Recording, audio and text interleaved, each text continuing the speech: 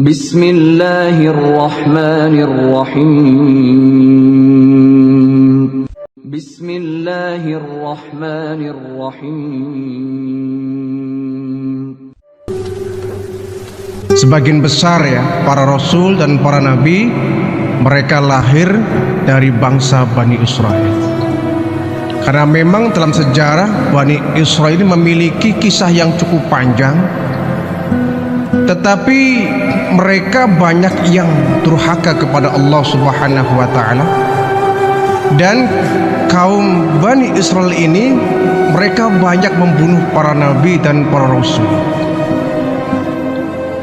Tetapi pada kenyataannya memang Bani Israel telah melahirkan nabi-nabi dan rasul sebagai utusan Allah Subhanahu wa ta'ala. Di antaranya adalah Nabi Ilyas alaihi salam. Nabi Ilyas adalah salah satu nabi yang lahir dari bangsa Bani Israel. Beliau merupakan cicit dari Nabi Harun alaihi salam. Nabi Harun merupakan adik dari Nabi Musa alaihi salam. Menurut berbagai keterangan dari ahli sejarah bahwa Nabi Ilyas termasuk nabi yang disinyalir konon sampai hari ini masih hidup beliau. Jadi menurut para ahli sejarah itu ada 4 nabi, ada 4 nabi, 4 rasul yang disinyalir masih hidup hingga sampai sekarang ini. Pertama itu Nabi Idris alaihi salam, yang kedua Nabi Khidir alaihi salam, yang ketiga Nabi Isa alaihi salam, dan yang keempat Nabi Ilyas alaihi salam. 4 orang nabi dan rasul ini yang diduga hari ini mereka masih hidup, hanya mungkin tempatnya bukan di dunia. Ada yang di surga, tetapi juga ada yang di dunia seperti Nabi Khidir alaihi salam. Tetapi semua itu wallahu a'lam, hanya Allah yang tahu. Kita manusia tidak akan mampu untuk membuka tabir rahasia itu. Yang jelas mereka masih hidup atau tidak, kehidupan mereka telah memberikan contoh teladan bagi kita semuanya yang hidup di zaman sekarang ini. Nah, Nabi Ilyas alaihi salam termasuk nabi yang diduga dan disinyalir sampai saat ini beliau masih hidup. Nah, beliau itu termasuk nabi dari bangsa Bani Israel yang oleh Allah beliau diutus di satu daerah yang namanya Baalbek. Baalbek ini masih negara Syam, masih kota Syam. Jadi dulu itu orang-orang Bani Israel itu sudah membagi-bagi beberapa wilayah dari kota Syam ini. Dan setiap wilayah ini biasanya ada raja-rajanya. Ya mungkin seperti negara kita lah, bangsa Indonesia ya. Dulu bangsa kita kan sebelum menjadi Republik Indonesia ini terbagi dari beberapa kerajaan-kerajaan ya. Ada kerajaan Singosari, ada kerajaan Mataram, ada kerajaan Sriwijaya dan lain sebagainya, yang kemudian dilebur menjadi satu, yakni bangsa Indonesia. Nah, orang-orang Bani Israel juga sama. Mereka membagi beberapa wilayah kota Syam ini, dan setiap wilayah itu ada raja-rajanya. Tapi hampir semua raja-raja di kota Syam waktu itu hampir semuanya musyrikin. Mereka para penyembah berhala. Nah, hanya atas satu raja yang di daerah Baalbek ini, yakni Raja Ajab. Raja Ajab ini raja yang hidup semasa dengan Nabi Ilyas alaihi salam. Nah, karena Raja Ajab ini merupakan orang yang dekat dengan Nabi Ilyas, maka satu-satunya raja kota Syam ketika itu raja di Baalbek, yakni Raja Ajab. Dia adalah seorang muslim, raja yang baik, raja yang beriman kepada Allah, raja yang mau mengikuti kerasulan dari Nabi Ilyas alaihi salam. Tetapi sayang, sang raja Ajab ini mempunyai istri, tapi istrinya seorang yang musyrikin, yang tidak beriman kepada Allah dan tidak mengakui kenabian dari Nabi Ilyas. Ini namanya Azbil ya. Jadi Raja Ajab ini punya permaisuri namanya Azbil. Azbil ini merupakan perempuan yang sudah berusia tua sebetulnya, tidak seumuran dengan Raja Ajab. Bahkan Azbil ini seorang perempuan yang sudah berpengalaman menikah sebanyak 7 raja-raja, 7 kali menikah dengan seorang raja-raja Azbil ini. Tetapi sayang, Azbil adalah seorang istri yang tidak taat kepada suaminya untuk menyembah Allah. Raja Ajab dia beriman kepada Allah, sementara Ratu Azbil ini dia tidak beriman kepada Allah dan tidak mengakui kerasulan dari Nabi Ilyas alaihi salam. Bahkan satu hari Azbil ini pernah menegur suaminya, Raja Ajab ini, "Wahai suamiku, kau tahu kan, di daerah Syam ini hampir raja-raja yang ada di kota Syam ini mereka semuanya menyembah berhala. Hanya kau sajalah yang gak menyembah berhala. Kenapa? Kau ini nyeleneh. Semua raja dan rakyat di kota Syam ini menyembah berhala." Kata Ajab, "Saya gak mau dan saya gak suka dengan menyembah berhala. Tuhanku bukan berhala, tapi Allah subhanahu wa ta'ala. Aku telah beriman kepada Allah dan telah beriman atas kerasulan dari Nabi Ilyas alaihi salam. Aku yakin dia adalah seorang nabi, seorang rasul yang menunjuki kita kebenaran. Malah sebaliknya, aku ingin mengajak kamu, wahai Azbil, ayolah kau beriman kepada Allah. Jangan menyembah berhala. Ini bukan Tuhan kita, ini patung biasa yang harus kita tinggalkan." Apa kata Azbil? "Oh, tidak bisa suamiku. Berhala ini sudah menjadi tradisi nenek moyang kita. Kita jangan sampai meninggalkan apa yang sudah menjadi kebiasaan dari orang tua orang kita dulu.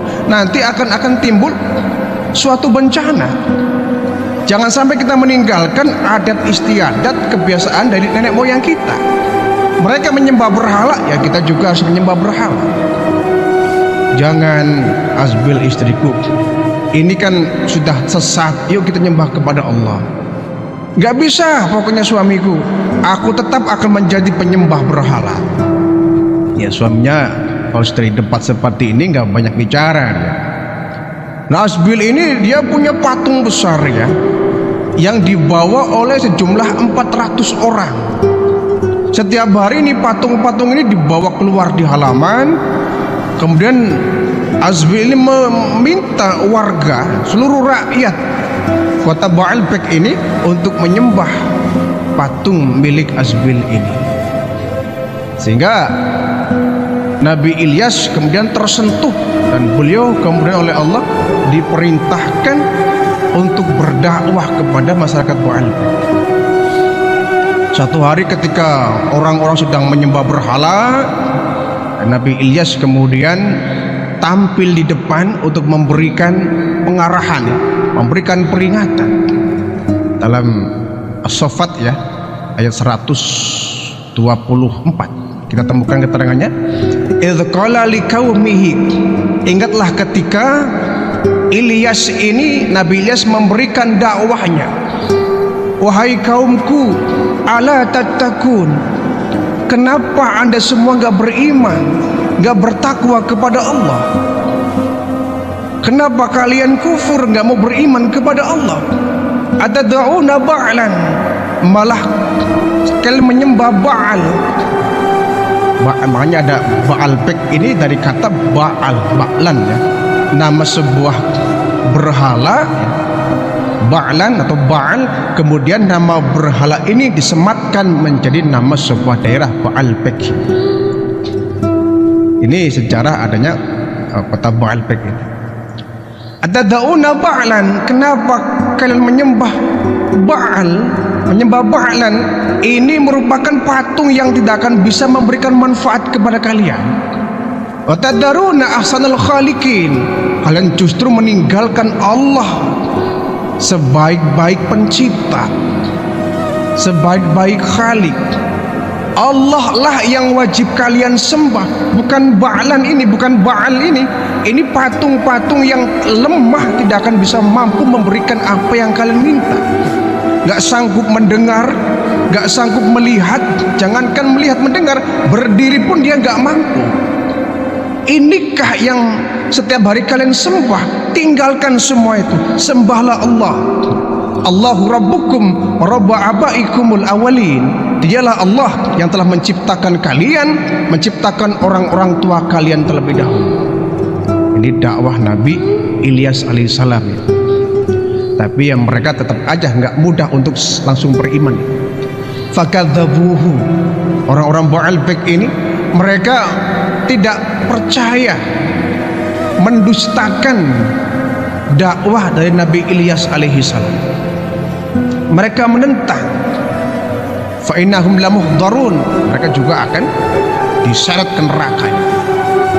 Mereka menentang, hai Ilyas, seluruh masyarakat Syam ini, semua raja-raja bahkan semua menyembah kepada berhala Baal ini. Kenapa Anda menyatakan bahwa Baal ini bukan Tuhan? Bukankah Anda semua orang-orang tua kita ini menyembahnya dari dulu? Sekarang kau mengatakan ada Tuhan, yakni Allah yang telah menciptakan kami. Kata siapa? Ini yang memberikan kita rezeki. Baal, jangan pernah tinggalkan ini. Dan Nabi Ilyas, wahai kaumku, sadarlah, sadarlah kalian semua bahwa Tuhan yang sebenarnya yang berhak disembah adalah Allah subhanahu wa ta'ala, bukan Baal ini. Dia batu biasa, dia patung biasa, dia makhluk mati. Yang memberikan kalian hujan, memberikan rizki untuk kalian bukan dia, tapi Allah subhanahu wa ta'ala. Dan mereka, sudahlah Ilyas, kita nggak mau berdebat, kita mau ibadah kok, silakan kau tinggalkan kami. Nah, ini di semua fakadzabuhu, mendustakan, nggak percaya akan dakwah dari Nabi Ilyas alaihissalam. Illa ibadallahil mukhlasin, kecuali mereka orang-orang ibad, hamba-hamba Allah yang ikhlas. Sebagian mufassirin mengatakan bahwa al-mukhlasin di sini, ibadallah mukhlasin, termasuk di antaranya adalah Raja Ajam, yang dia beriman kepada Allah dan mempercayai dakwah dari Nabi Ilyas alaihissalam. Nabi Ilyas kecewa karena beliau berdakwah sepanjang hari, bahkan malam, tidak kenal waktu. Setiap ada perkumpulan orang sedang menyembah berhala, Nabi Ilyas mencoba untuk menahan mereka agar mereka tidak jadi menyembah berhala. Didakwahi terus didakwahi untuk segera ingat kepada Allah agar Allah memberikan hidayah kepada mereka. Tapi sulit. Dakwah Nabi Ilyas selalu ditentang oleh banyak orang kaum Baalbek ini, dari kaum Bani Israel ini ditentang. Ya namanya orang itu ya muncullah yang namanya titik kesabarannya. Nabi Ilyas sudah bertahun-tahun, ratusan tahun beliau berdakwah, tapi tidak banyak yang mengikuti beliau. Akhirnya, ya Allah, hukum mereka ya Allah, kaumku, kaum Baalbek ini. Mereka sudah saya dakwai setiap hari, setiap malam. Aku nggak kenal lelah mendakwai mereka, tapi mereka tetap ngeyel, tidak mau beriman kepada Engkau ya Allah. Hukum mereka ya Allah. Kata Allah, kau mau apa Ilyas? Ya Allah, tahan hujan dari mereka. Jangan kau berikan hujan kepada mereka, biar mereka menyangka bahwa Tuhan-Tuhan mereka sudah meninggalkan mereka. Tahan ya Allah hujanmu. Doa Nabi Ilyas dikabul oleh Allah. Allah menahan hujan selama 3 tahun. Menurut riwayat lain 7 tahun. Tapi yang masyhur, yang jumhur adalah pendapat yang mengatakan bahwa hujan ditahan oleh Allah ketika itu selama 3 tahun. Selama 3 tahun kemarau yang begitu panjang, kemarau panjang, kekeringan, tiap hari matahari bersinar begitu terik dan panas. Kondisi daerah itu panas luar biasa. Sawah terbengkalai, kebun-kebun pun mati hangus karena kekurangan air. Binatang ternak pun banyak yang mati. Bahkan di antara mereka juga banyak yang bergelimpangan mati karena mereka kehausan. Mau makan, sementara sumber makanan sudah Allah keringkan. Gandumnya, padinya, buah-buahan mereka semuanya mati karena dihantam oleh bencana kekeringan yang cukup panjang. Akhirnya kata Nabi Ilyas, "Hai kaumku, kalian sudah dihukum oleh Allah karena sebab kalian tidak mau ikut dakwahku. Allah menghukum kalian. Sampai kapan kalian begini?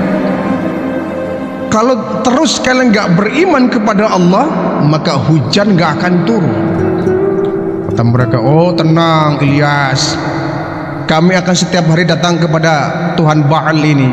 Insya Allah," bukan insya Allah, ini bahasa kita ya, "pasti mereka akan memberikan rezekinya kepada kita. Tuhan-Tuhan ini, mereka itu Tuhan kita, pasti akan memberikan hujannya kepada kita."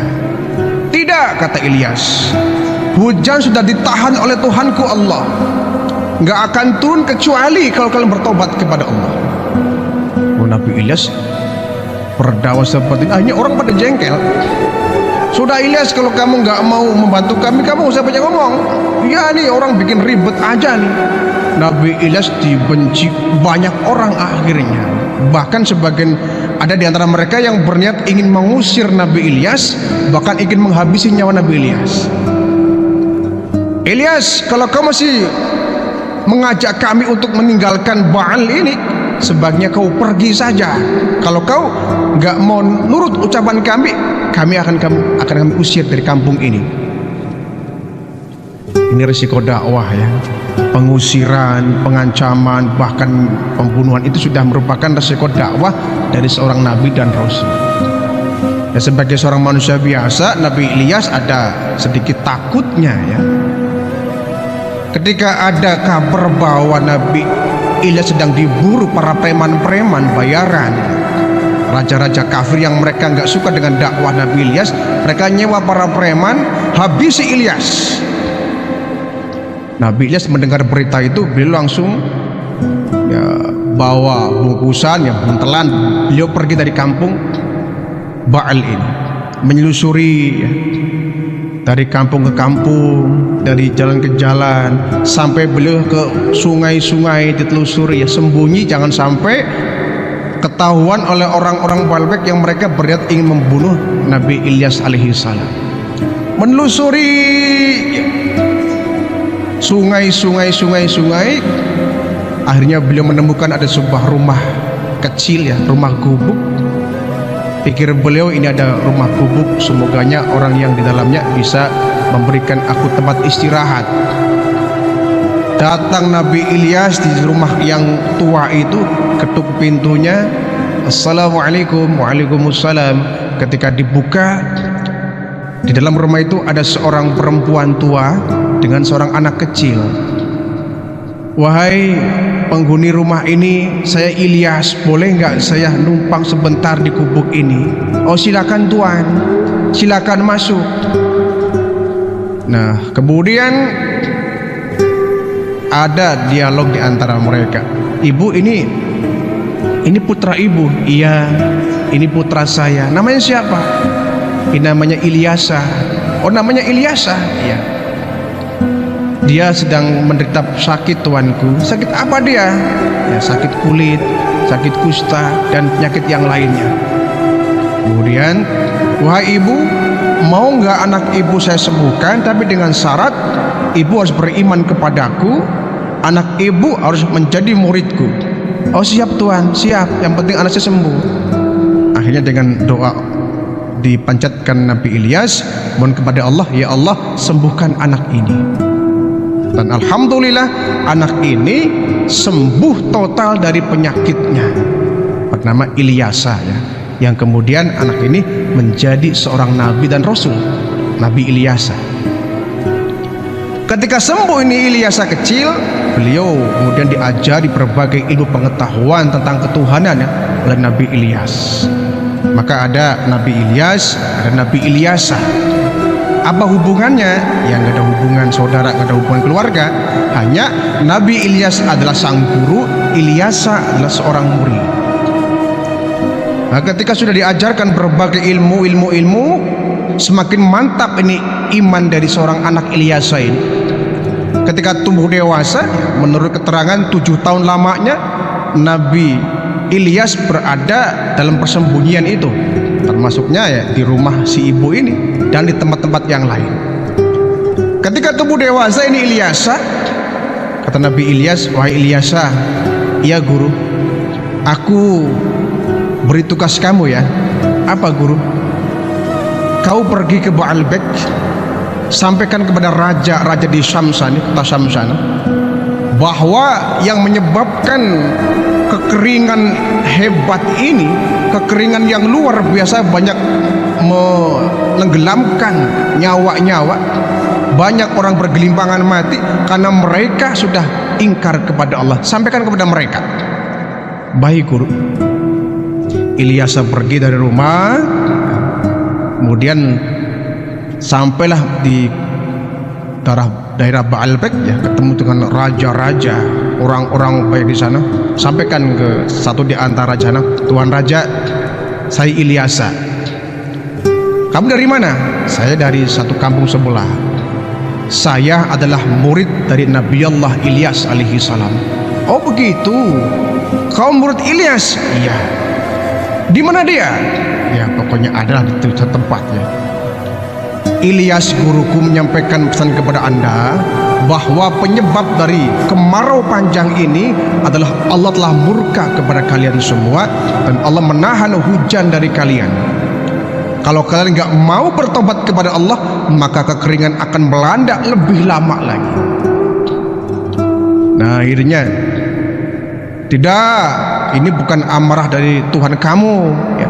Ini karena mungkin kami kurang menyembah kepada Tuhan Baal ini. Wahai Tuanku, sembahlah Allah ya. Sesungguhnya Ilyas itu seorang rasul, dia guru kami, dia adalah utusan Allah yang menyampaikan kebenaran kepada kalian. Wah pokoknya sekarang panggil, mana Ilyas? Dipanggil Nabi Ilyas alaihi salam ya. Di satu tempat yang di situ banyak perkumpulan orang sedang menyembah patung Baal. Wahai Ilyas, kau mengatakan katanya penyebab dari kekeringan itu karena kami enggak mau menyembah Tuhan kamu. Nih saya buktikan, Tuhan Baal yang kami sembah ini akan memberikan hujan. Oh silakan, kata Nabi Ilyas, silakan. Mereka menyembah patung Baal ini dalam waktu yang lama, memberikan sesembahan ya, membawa sesajen, ada kepala kerbau, ada buah-buahan dipersembahkan kepada tuhan-tuhan Baal ini. Ditunggu 1 hari 2 hari tidak kunjung juga ada hujan turun ya. Kata Nabi Ilyas, mana katanya Tuhanmu Baal bisa menurunkan hujan? Ya nanti juga akan turun. Lihat nih, kata Ilyas, Tuhanku Allah maha pengasih, maha penyayang, akan memberikan apapun yang saya minta. Coba saya ingin lihat. Coba kau bisa nggak berdoa kepada Tuhanmu Ilyas dan turun hujan? Ya udah gini aja, kalau aku buktikan bahwa Tuhanku maha penyayang, sekali aku doa Allah akan menurunkan hujan. Kalau kau lihat kenyataan itu, maukah kamu beriman kepada Allah? Kalau kamu tetap dengan kekafiranmu, saya nggak mau. Tapi kalau kalian setelah melihat aku berdoa hujan turun, kamu beriman kepada Allah, saya akan lakukan itu. Ya sudah, kata mereka ya, kami akan beriman kepada Tuhanmu. Mintalah hujan kalau kau memang seorang rasul, seorang nabi. Baik. Nabi Ilyas ambil air wudhu, beliau kemudian sholat. Setelah sholat beliau berdoa, ya Allah turunkan hujan, ya Allah turunkan hujan, turunkan hujan ya Allah. Tidak lama kemudian, hitungan detik Nabi Ilyas berdoa kepada Allah, tiba-tiba mendung langsung datang, awan hitam langsung datang mengelilingi angkasa. Nah kemudian setelah gelap, gerimis pun datang. Dari gerimis sampai hujan besar. Kata Nabi Ilyas, lihat, Tuhanku maha pengasih, maha penyayang. Tuhanmu Baal nggak mampu memberikan apapun yang kalian minta. Lihat, sekali doa Allah Tuhanku memberikan rezeki berupa hujan ini. Ya mereka semua tuh akhirnya ya sebagian ada yang beriman kepada Allah, ya, sebagian ada yang tetap kafir. Ya awal mereka beriman dengan Rasul Nabi Ilyas, menyembah kepada Allah, mau mendengarkan ucapan Nabi Ilyas, bertakwalah ya, bertakwa kepada Allah. Setelah mereka beriman kepada Allah, ya lambat laun iman mereka goyah lagi, murtad lagi, meninggalkan Allah lagi, nyembah patung Baal lagi. Nabi Ilyas sampai ngelus dada, kamu ini sudah beriman kepada Allah, sekarang murtad lagi. Ilyas, ya Tuhanku inilah Baal, kami nggak akan mau meninggalkan Tuhan Baal ini. Kamu sudah beriman kepada Allah, sudah diberikan hidayah, sudah menyembah Allah, kenapa kembali murtad? Kenapa kembali menghampiri ini benda-benda yang nggak akan mampu memberikan manfaat kepada kamu semuanya? Nabi Ilyas, tidak, pokoknya kami tetap akan menyembah Baal. Ini adalah Tuhan-Tuhan kami. Nabi Ilyas merasa mungkin capek ya. Kemudian beliau, ya Allah, rasanya tugasku sudah sampai pada titik akhir ya Allah. Aku sudah berusaha semaksimal mungkin untuk berdakwah kepada mereka, mengingatkan mereka agar beriman kepada Engkau ya Allah. Tapi sedikit saja di antara mereka yang beriman kepada Engkau. Sebaiknya aku istirahat ya Allah, dan jadikan ini muridku Ilyasa sebagai penggantiku untuk berdakwah menghadapi mereka kaum Baalbek ini. Ya Allah, aku ini istirahat. Ya Nabi Ilyas doanya dikabul. Kata Allah, baik Ilyas, kau akan aku angkat. Aku akan menghadirkan kepadamu sebuah kendaraan berupa seekor singa. Nanti kalau kau ada seekor singa menghampirimu, naikilah dia. Satu hari Nabi Ilyas berpesan kepada Nabi Ilyasa, wahai Ilyasa, aku titipkan tugas kenabian ini kepadamu ya. Teruskan perjuanganku, teruskan dakwahku untuk menebar tauhid, mengingatkan orang Baalbek ini untuk menyembah kepada Allah. Emang Tuan Guru mau kemana? Saya mau pergi ke tempat yang jauh, dan mungkin hari ini merupakan perpisahan kita. Sekali lagi saya ingatkan kamu Ilyasa, teruskan perjuanganku untuk berdakwah, ingatkan mereka supaya beriman kepada Allah. Kalau kemudian singa ditunggangi oleh Nabi Ilyas, singa pun terbang lari, dan konon menurut keterangan dari ahli bersejarah bahwa singa ini terbang dibawa oleh malaikat sampai ke dalam surganya Allah Subhanahu wa taala. Sehingga banyak pendapat mengatakan bahwa Nabi Ilyas saat ini masih di surga ya. Beliau belum wafat, belum mati, tapi tinggal di surga. Sehingga kemudian dakwah Nabi Ilyas diteruskan oleh sang murid, yakni Ilyasa, yang kemudian dilantik oleh Allah, diangkat menjadi seorang nabi dan rasul, penerus dari perjuangan Nabi Ilyas alaihissalam.